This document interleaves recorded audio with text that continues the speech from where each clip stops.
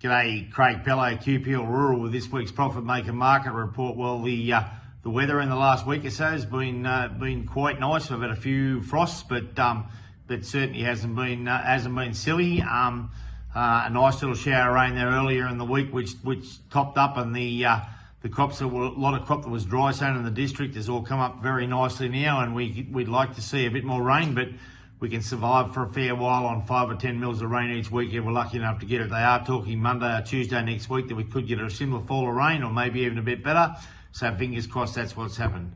On to the livestock market. Well, the cattle market in Wagga on Monday was pretty well firm. Like there's less and less fat cattle coming into the market, and there was a fair yarding on the back of the week before being the long weekend, and there was no sale. So it's interesting to see next Monday. I think they got about 1,000 head less cattle drawn for than what they had last week. So I think the market will probably get a bit dearer, but the market's still very good, and but a lot of plainer quality and plainer condition cattle coming into the market. So fingers crossed, see what happens on Monday.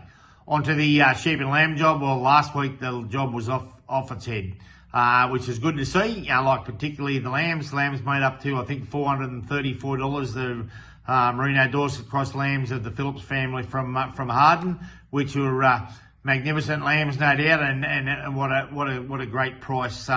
That market was seriously dear last week, and the same with the mutton job. On to this week, Wagga this week. In other places it's been very strong, but Wagga this week, which had an exceptional sale last week, was quoted, anything from $10, $15, $20 cheaper than the week before, but it can't keep going to the moon.